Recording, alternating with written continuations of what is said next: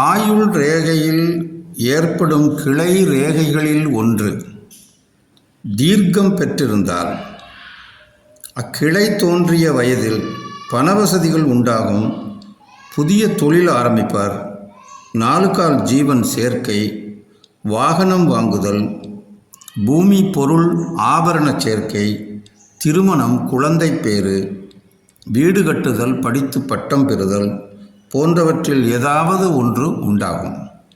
ஆயுள் ரேகையின் கிளை ரேகை தீர்க்கமாக தோன்றினால் அக்கால வயதில் சிறப்பான வாழ்வு அமையும்.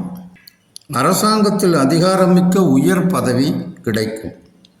அதனால் உன்னதமான நிலையை அடைவார்.